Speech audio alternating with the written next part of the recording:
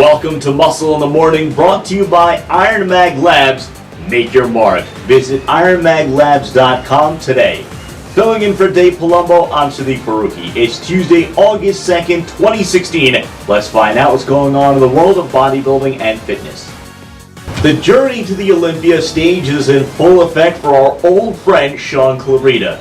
Just about 7 weeks away from making his second consecutive trip to the biggest stage in bodybuilding, the Giant Killer is doing everything in his power to avenge a tough finish at last year's Olympia.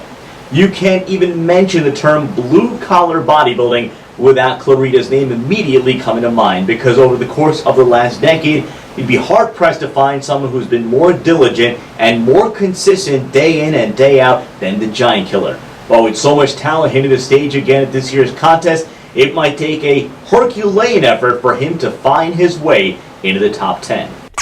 Don't look now, but here comes William Bonac. Last year, dramatically improved Bonac showed up and delivered one of the real shocking performances of the entire Olympia weekend with his 8th place finish before going on to lock up wins at the Diana Cadot and Nordic Pro Show before the year's end. Over the weekend, some new pictures surfaced of a dangerous-looking Bonac just over 7 weeks out from hitting the stage for the first time this season at the Olympia, where he's hoping to catch lightning in a bottle for the second straight season.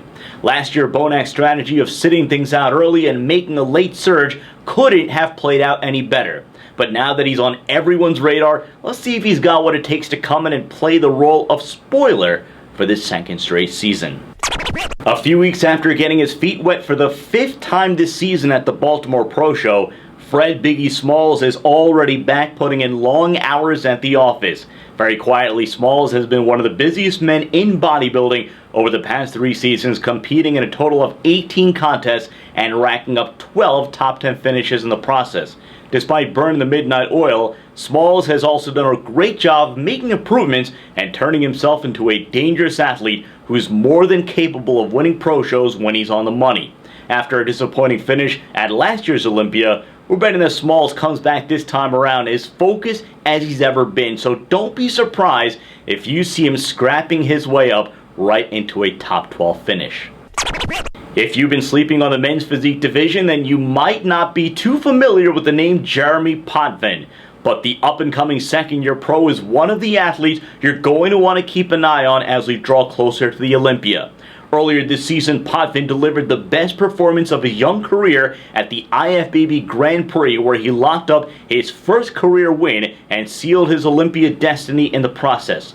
From a structural standpoint, Potvin's wasp-sized waist and wide billowing shoulders might make him the most gifted athlete in the entire division, and he's continuing to grow that crazy frame we've seen him really develop into a tremendous force.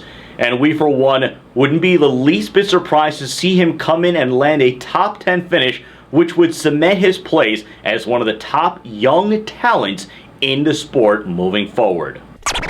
And that does it for another episode of Muscle in the Morning, brought to you by IronMag Labs. Make your mark. Visit ironmaglabs.com today. Filling in for Dave Palumbo, I'm Sadiq Faruqi. Keep it tuned to RxMuscle.com. Follow us on Facebook, Twitter, and Instagram. Have a great day.